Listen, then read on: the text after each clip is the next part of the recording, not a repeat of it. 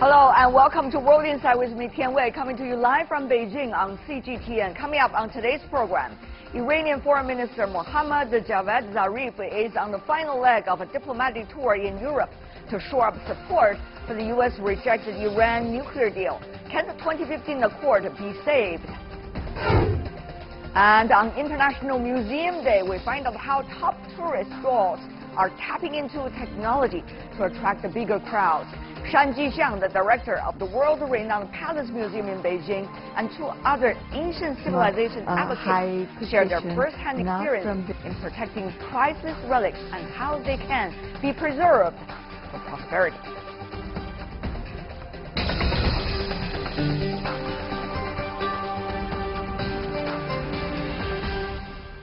You're watching World Insight. I'm Tian Wei. We begin our program today in Europe, where several important meetings related to the Iran nuclear deal have been held in recent days. This week, Iranian Foreign Minister Mohammad Zarif embarked on the last leg of his diplomatic tour in Brussels to rally support for the 2015 accord after the U.S. withdrawal. Also this week, EU leaders agreed to stick to the Iran deal, which they will push for at the summit in Bulgaria. Before we get down to business, take a look at all this information. European resolve to salvage the U.S. abandoned Iran deal. Top EU officials came to an agreement that the Union would stay in the Iran agreement, and they were ready to defend European interests in the Balkan summit on Thursday. French President Emmanuel Macron reiterated the commitment. We have collectively affirmed the European desire to preserve the benefit of the deal, including for Iran, signed in July 2015, and to protect the legitimate interests of our companies. German Chancellor Angela Merkel also said the deal was not perfect, but insisted it should be preserved when she arrived in Bulgaria. Earlier this week, Iranian Foreign Minister Mohammad Zarif met with his counterparts from Britain, France and Germany in Brussels. That's the final stop of his tour after visiting Moscow and Beijing, where he'd received assurances from China and Russia that they'll work to uphold the deal. Mr. Zarif hailed talks with European top diplomats as a good start, and he wanted to see guarantees materialize. You are going to see whether the political will that has been expressed by the remaining participants in JCPOA can be translated into specific action. For the EU, supporting the deal means keeping Iran from restarting its nuclear program. It also means keeping businesses which have gone in since the deal was struck. With the deal in limbo, there has been uncertainty over global oil supplies. U.S. President Donald Trump decided to abandon the Iran nuclear deal and to reimpose a string of economic sanctions on Iran. The U.S. has also threatened sanctions on companies that do business with Iran, and that puts many European companies in Washington's crosshairs. Despite the American threat, Iran and European countries are busy looking for ways to keep their commitment under the agreement.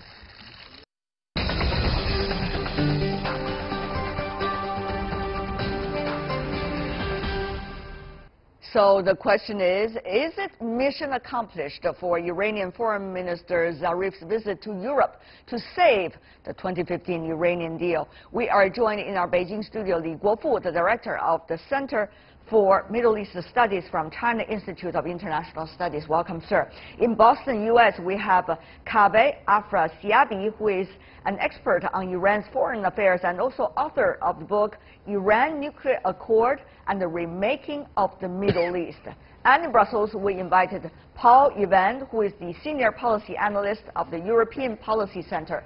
I want to welcome to the three of you. May I begin with you, Mr. Afrasiabi, about the fact that the Europeans are likely to start what they called the blocking statute, which is meaning that the European companies do not have to obey or follow the so-called sanctions imposed by the other countries, including, of course, the sanctions imposed by the United States. Do you think this could save the deal? I think that this goes a long way in protecting the Iran nuclear accord known as the JCPOA. The blocking statute, which was first enacted in 1996, represents, in a sense, an untested water. It's a European-wide policy that's implemented at the national level, so it depends on the various countries to take the appropriate measures with respect to protecting companies from U.S.'s secondary sanctions.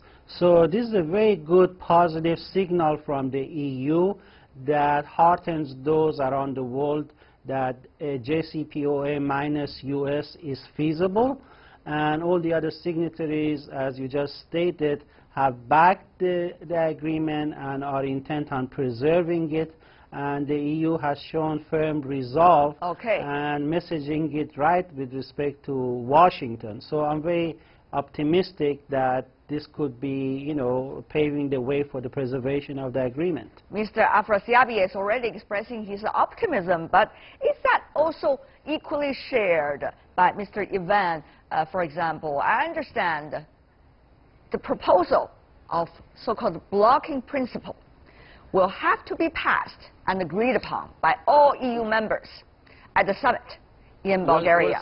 Is it going to be difficult?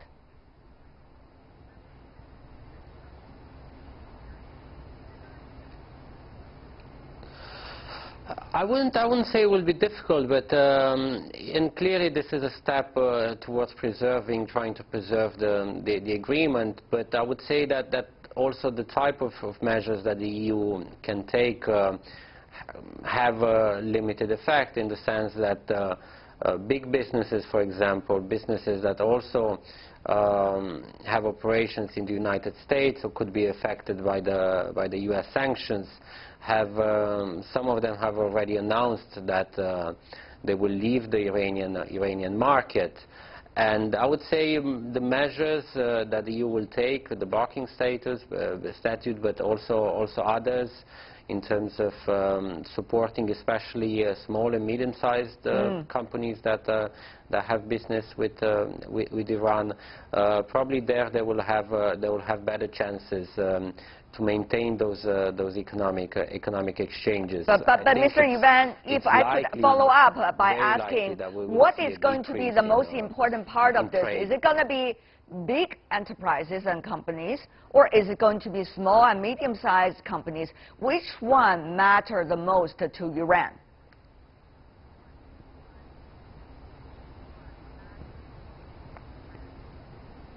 Which one matter the most to Iran? Yes. Well, I wouldn't say it's an either-or. I mean, we clearly know about some big projects and big investments in the order of billions that will likely stop now.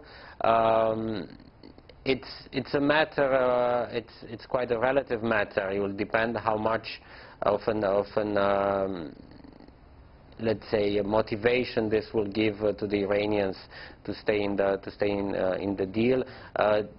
The EU is only one of their trading partners. No, it's not even the biggest trading partner. All right. China is a big trading partner. They also have other big trading partners in Asia, Russia, and so forth.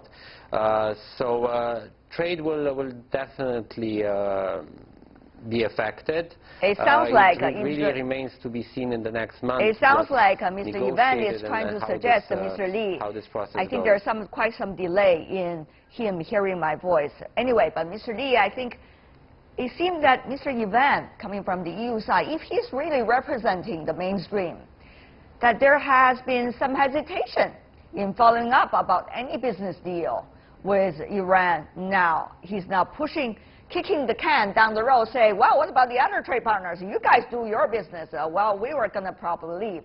So, Mr. Li, I understand Angela Merkel, the German chancellor, likely to visit China coming week, in the middle of next week. China and Germany are both signatories to the JCPOA. So, will that be an occasion in which the two countries are likely to come up with some kinds of agreement about this?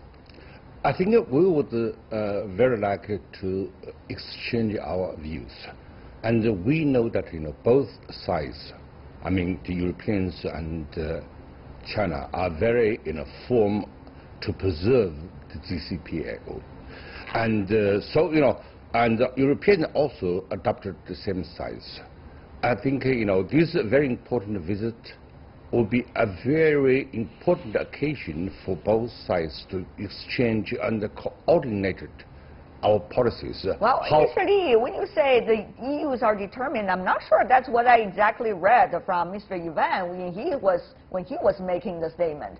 It may be different a lot when it comes to one country toward another, not the EU as a whole. Well, I think politically I would say, I think that politically I would say that the EU is determined, but the problem is the capabilities.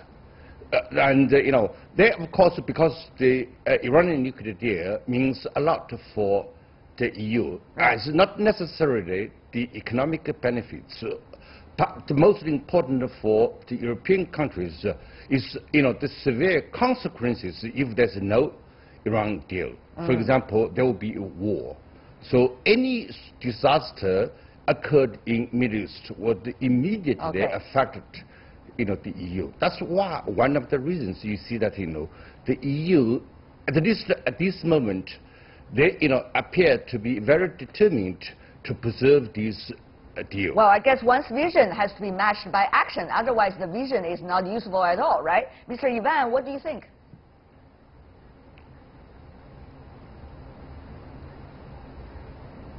No, I think maybe I was misunderstood. The political message of all the European leaders has been clearly for the preservation of the deal. What I'm trying to say is that big European businesses that are likely to suffer as a result of American sanctions can decide themselves if they want to remain or not on the Iranian market. Got it. The decisions are not taken by the European leaders. This is a decision for the businesses. That's why. It's clear it's one of the most important deals that the EU has negotiated over the last decades. So the interest is there, and I would say for all the other big powers that are part of it. Okay, that's why, Mr. Afrasiabi, when Total, the French company, has decided in the very early stage to withdraw from the Iranian market, there has been enormous round of response toward how this company has been operating. Today we have heard from the French President, Mr. Macron, saying none of us is Total. We're not part of Total. So let the company themselves to decide on their fate. But Mr. Afrasiabi, here's the thing. It's not just the French company, but also many other companies, including American companies. For example, both Boeing and Airbus already secured about $60 billion deal with Iran. So if the U.S. is trying to do what Trump administration claims to do, it's very likely a lot of companies going to withdraw from Iran, but also a lot of companies going to lose big budget deals, Mr. Afrasiabi. Yes, I agree with you, and there's no doubt about the negative economic repercussions of Trump's decision to withdraw the U.S. from the deal. However, if we look at what is going on in Europe today, the European Energy Commissioner is in Iran right now trying to find creative ways so that there will be direct transfer of payments for the Iranian oil to the Iranian Central Bank, which is being sanctioned by the U.S. And the Italian government, for example, has offered government-financed trade by creating a credit line for Iran trade. And France is emulating that, and hopefully a lot of other European countries will do the same. So if we see a mix of these kinds of European initiatives that will compensate for those losses that you mentioned, I think that will go a long way in terms of the kind of guarantees that Iran is requesting, particularly in the area of energy imports to Europe, because Europe right now is the third biggest importer of Iranian oil. In the past 4 months, 66 million barrels of oil have been imported to Europe, and they are keen on preserving that. And Iran has spread its wings throughout Europe. It's not just the EU3, but many countries, Poland and Greece and so forth, are involved, and Central and East European countries will also pressure to maintain their growing trade with Iran. That's why I'm cautiously optimistic. Okay, Mr. Yuan, here's the thing. It is not, if, as you said, necessarily a compromise between the political leaders. Agree. Let me finish. Between the political leaders and the business community. Then what about within the business community themselves? There seems to be a very different understanding about their own fate. Your sense here, what is likely to be the mainstream from your perspective, Mr. Yuban?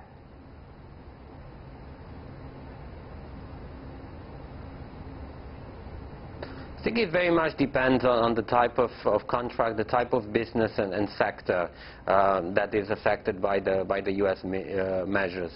Obviously, there's a clear interest to continue that type of business and investments in Iran. Some companies might decide not to do that, and we have heard some announcement, but obviously many others will be interested to continue to either to trade with Iran or to have their investments in Iran protected. We heard about some of the measures, and the EU is working also at other measures to try to maintain these relations, these economic relations, and thus also to maintain the deal. Right. Mr. Li, in Beijing, here's an ultimate question that we really need to ask. It's not just about Iran.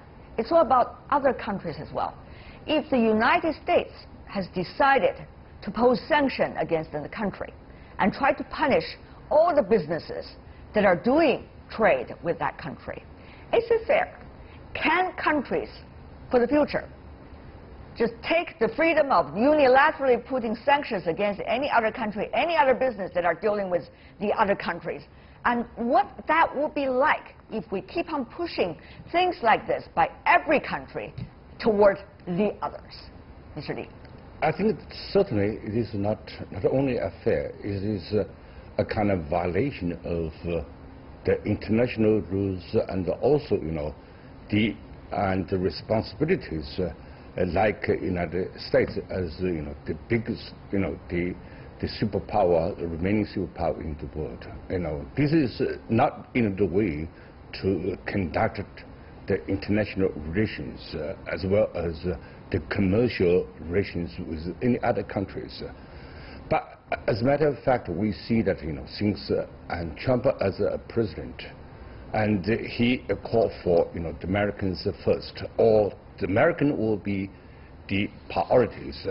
And everyone has been seen is very clear. What Trump has been doing is he would, regardless of any international rules, any kind of the agreements have been reached.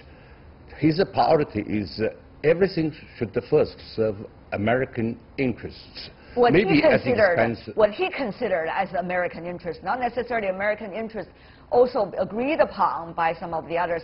Let me go to you, Afri-Siabi, as well. What do you make of that practice?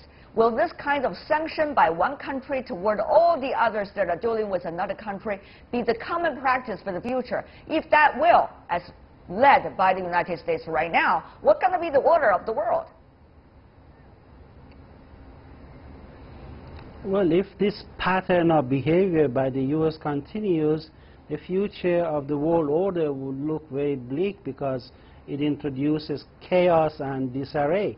When U.S. imposed these sanctions before the JCPOA, it was Iran versus the world, and now the table has turned and it's now U.S. versus the world, and U.S. has isolated itself from its key European allies who are showing resolute determination to stand up to the U.S., and all the other countries, including China and Russia and so forth, India as well, will do so. So the U.S. has really put itself in a policy conundrum, and its best bet is to make a U-turn and come back to the JCPOA that it has clearly violated. And we have seen a very important statement by the UN Secretary General backing the European efforts to preserve the JCPOA. Right. So the U.S. is giving itself a rogue image as a pariah state that is not helping its credibility worldwide. All right. As a result of this, Mr. Yuban, if eventually the EU as a whole or the European countries individually succumb to what U.S. has decided to do, what does it say about the EU countries as a legitimate partners of others working on international issues? Will EU still have the credibility anymore?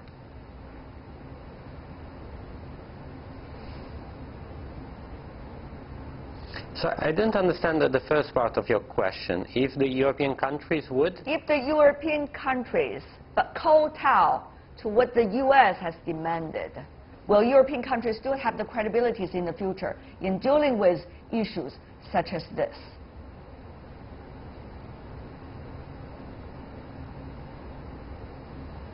Well, the European countries have clearly announced that they want to maintain that agreement, and at the same time they are looking to find also political solution to this situation that has appeared in their relations with the United States. So I think we should take them on their word and see what happens, both in terms of the agreement and in terms of preserving it. Okay. As they say, there are 5 things why the Iran nuclear deal is working, according to the Center for Arms Control and Non-Proliferation. First, the deal has raised the breakout time from 2 to 3 months to at least 1 year. Second, Iran has eliminated 97% of its uranium stockpile. Third, Iran has removed the 13,000 centrifuge and 2/3 of the total. Fourth, the deal blocks the production of weapons-grade plutonium. And fifth, the deal establishes the most rigorous inspection and verification regime ever carried out. That's what they say, why the deal has to exist. And it seems that the 3 guests with us today, they believe in similar things. We'll see how things are going and whether we should believe in words. For now, I want to thank the 3 of you, gentlemen, for being with us. Thank you so much. You're watching World Insight with me, Tian Wei. Still to come on the program. Technologies fuels efforts to upgrade attractions to the world's top museums. That leads me to Shan Jixiang, the director of the world-renowned Palace Museum in Beijing, and 2 other ancient civilization advocates who talk about modern efforts to preserve history for the next generation. Those interviews right now. Welcome back. You're watching World Insight, coming to you Monday to Friday on CGTN. Today, Friday, is International Museum Day. The theme this year is hyper-connected museums, new approaches, new publics. The idea is to show how museums use new technologies for conservation efforts and how they help attract new visitors. For today's occasion, World Insight has a special segment called Living Civilizations. As one of the most prestigious museums in China and possibly the world, the Palace Museum covered the imperial grounds of the Ming and Qing dynasties. Earlier, I talked to Shan Jixiang, the director of the Palace Museum in Beijing. He is well known for not only being a strong advocate of the Forbidden City, but taking advantage of new technologies and social trends to promote the Palace Museum. There are several countries, as you said, Director Shan, that has been in challenge. For example, Greece, they have economic challenges. Or Iraq, in war. There are other countries with ancient civilization that are experiencing similar challenges. The thing is, what can we do now together? 确实像您所说的，我们的一些文明古国 Like you said, ancient civilizations are facing challenges in the protection of historic and cultural relics. Some relics have been damaged, stolen, ravaged, or smuggled. People should respect the dignity of these relics, and countries too should show more respect to the history and culture of other countries. Relics contribute to the prosperity of human civilization.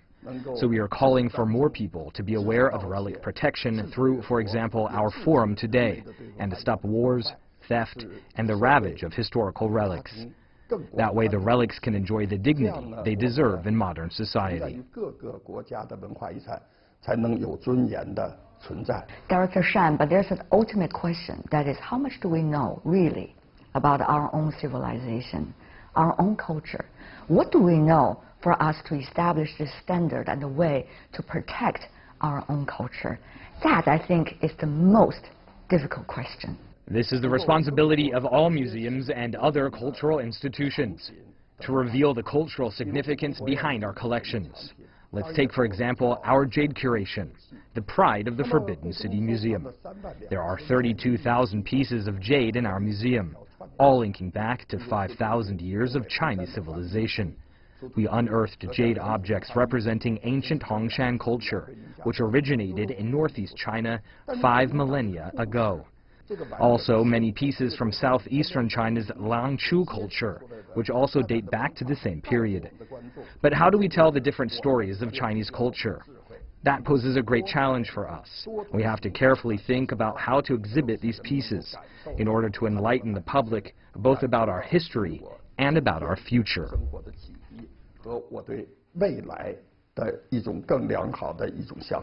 Director Shan, a lot of people have been really wondering, what about the quality of contemporary Chinese culture? How does that compare to the ancient one that we used to have? How much can we really learn from the old examples to benefit us today? What is your thought? 当然，我不同意一种说法，就是今人不如古人。 I don't agree with the idea that our ancestors were any better than us. We've witnessed great developments brought by modern technology. The problem is that the world is filled with too much information. These collections are able to tell us about the spirit of craftsmanship, like carpenters or stone sculptors, who have achieved capability by devoting one's entire life to it. We can inherit this spirit from ancient culture and make our own contribution to society. You mentioned the drainage system in the Forbidden City. It was designed and constructed during the Ming Dynasty, and no doubt it has lasted long and served us well. But without careful maintenance over the past 500 years, it would have been destroyed. It's thanks to generations of effort, especially since the establishment of the museum 90 years ago, that the drainage system was well maintained and protected. The system we see today is an integration of the wisdom of our ancestors and contributions of modern society.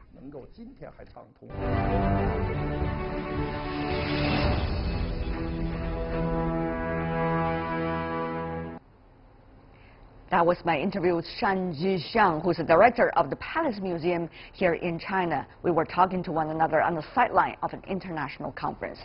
As one of the 4 ancient civilizations in the world, we could tell just how China values its cultural heritage after the interview with Mr. Shan.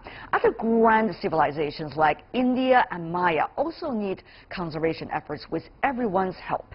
We have 2 female scholars from India and Mexico who shared with us the challenges of their own countries in protecting the priceless past, such as dealing with over-commercialization and exploitation. What are some of the challenges facing you and your country when doing protection of ancient civilizations? Well, in India, there are lots of sites which are already known. You know, people will talk about the Taj Mahal. People will talk about sites they know. And the government is protecting thousands of sites. But like with China, no matter how much you have protected, like with Mexico, there are so many small sites which still need protection, which are unknown, and which are then left to the local people to preserve. So the challenge there is to make sure that local communities understand how important the past is, not just for the present, but for the future. Is it difficult to do? It is difficult. The local people are willing to do it, but money matters. So if today, you know, to have a high-rise building means something more, they will not care about that little shrine which is on somebody's, that little memorial of somebody who fought maybe 2,000 years ago. Somebody fought and died. And they say, huh. But the old men don't. Old women and old men recognize it. But the young ones say the past is the past. We need to live in the future. I think they need to realize in the future, the present and the past are all linked. And what about you, Olga? Mexico. In Mexico, we have more than 60 languages, for instance, and groups of indigenous people all over the country, but especially in the southeast of Mexico. And these people are starting sometimes to not want to speak their own languages. And we talk about an ancient poem in Nahuatl language that is from Mexico, center of Mexico, that says something like that. When a language dies, you do not have the manner to talk about a bird or the beauty of the sunset or the tree, because you don't have the ways to do it. Compared to India, Olga, you're from Mexico. I'm sure there are more diversities in terms of protecting civilizations, even more challenging, I would assume. Yes, but you can communicate. You can communicate if you relate to them in their own way of being, in their own heart, not from a high position, not from the desk that you decide on public policy. The housing industry in Mexico has wanted to make homes in concrete and brick to the people there, and they have had to see how horrible it is to have concrete homes because it's very hot or very cold in the winter, and the knowledge of the ancient people that have built their homes in different ways, in mud, in very thick walls and very high ceilings, things like that are becoming again something that is necessary to maintain. But the question is, how much do we know? How much can we learn from our ancient civilizations? There is no question we can learn a lot. Are we smart enough to learn? Maybe the people are, but also at government levels across the world, you know, internationally, all governments, regional governments, state governments, national governments, need to know that policy making is not enough. You know, the policy maker, I know they may be in touch with the locals, but you need to be in constant dialogue with people. Because if you want to remove my little one-room hut and give me a huge palace somewhere, I might have an emotional connect. Or I might just say, yes, I will go for the high-rise. But then, you know, what happens to the old grandmother who can wander down to the local market on days when her knees are good? We forget that. So how can we, at a small level and at the international level, listen to our past, listen to the people around us, listen to each other, and then come to informed decisions. But what about that ultimate question? I mean, results vis-a-vis efficiency, what about short-term, what about long-term? You know, when policies are being drawn, all of these issues need to be taken into consideration. Well, many times the trade-off is tourism, for instance. We want the money from the tourists, and we want them to come and see these ancient civilizations, and we do not have a management plan for visiting the tourism. We let everyone come in and destroy what we wanted to show off. I think the politicians need to know how to show these ancient civilizations, but without destroying the hen of the golden eggs, without showing,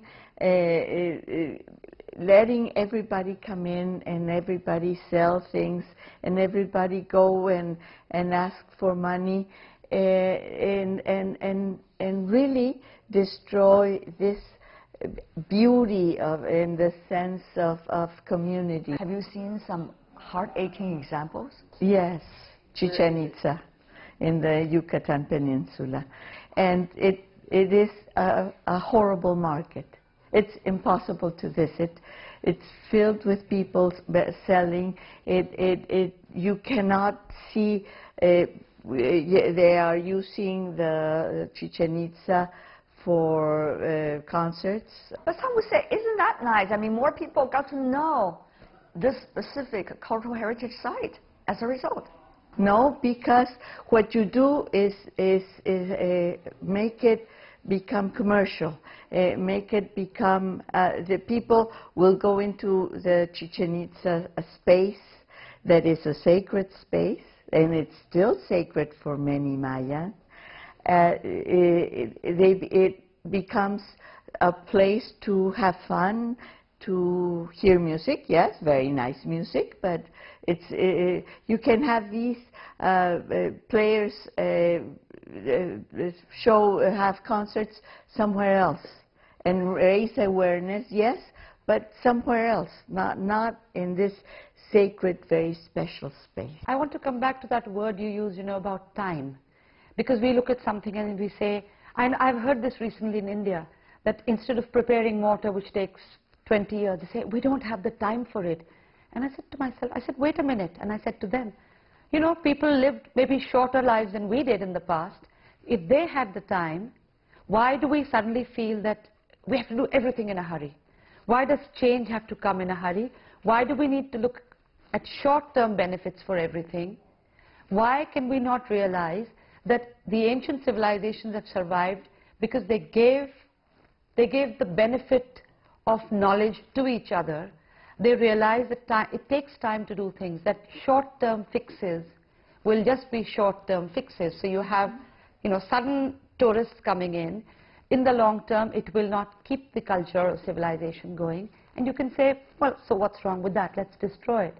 But when you don't have roots, your tree is not going to grow strong. And it may not matter in one generation, but it does matter. Again, what keeps coming back to our countries, to China, to Mexico, to India, is, yes, this building is interesting, this monument is interesting, but we need to have money to make it go. So use it for something else. Why should an old building, which has already lasted its time, need to justify itself in the future? It's like, asking a great-grandmother who has worked hard, she's carried people on her shoulders, now just wants to sit in the sun, and you say, no, what money is she bringing in? Well, I think something in that thinking needs to be concentrated to look for solutions and not just look at simplistic solutions. Well, maybe both of you don't care about the speed, but so many people around you, they do. They talk about speed, they talk about everything needs to happen fast, overnight, they talk about money. They value what is the latest rather than the ancient and the past. What can you do? Yes, definitely. I think that what we have to do is be more humble and understand that the knowledge that these people can give us is much more than what we can give them. And therefore, we have to really understand and learn how to listen. And maybe for the young, we have to teach them to listen. They don't want to listen. They have too many things to care about and to think about. What can we do? It's the we. It's forums like this where you realize that, Mexico has certain issues, they're dealing with it. China has certain issues, they're dealing with it. Iran, Iraq, all the countries present here have issues and problems, and together we can do. Individually, maybe you would need to be, somebody really special to be able to call the shots to do it. Maybe people in the media can make a difference. So we need to just, I think, get together perhaps and convey this urgency for this, but the importance of it. If civilizations have lasted for 3,000, 4,000, 500,000 years, they will not unless we give them that importance and unless we do our bit. Well, ladies, when you travel around the world, what kind of common grounds, India, Mexico, China, some of the other ancient civilizations, do you find among them when you are walking inside a Forbidden City and many of the cultural heritage sites inside your own countries? What inspirations do they provide to you? Yes, very much, very much. For instance, these past day and a half that we have been here, learning about what Dr. Shan is doing in the Palace Museum, this very ancient place as the Forbidden City, is something that makes us understand that there is modernity can be taken into our own countries in a different way. Arima? I think I'm always amazed at how much the human mind and the human hands have been able to create. You know, physical, poetry, art, music. We've also been able to destroy. So let's hope we don't do that. But I also realize the other thing. Life for us as human beings is short. And what has survived is the culture and the civilization, which means the collective. So it is not the I.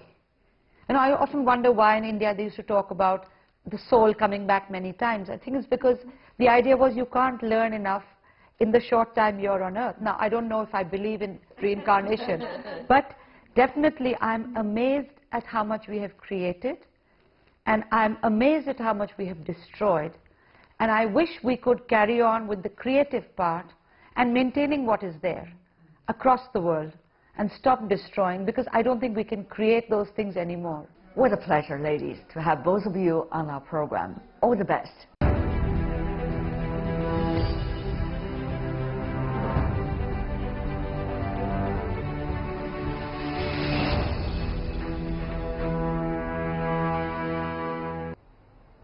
Protecting cultural heritage on the International Museum Day. That is all the time we have for today. If you'd like to see more, try to find us World Insight CGTN into your search engine, or check out our YouTube channel. Also follow us on Twitter, Facebook, and Sina Weibo. From me, Tian Wei, and everyone on the World Insight team, thanks for watching, and tune in again next time for insights across China and around the world. The weekend is up, so have a good one.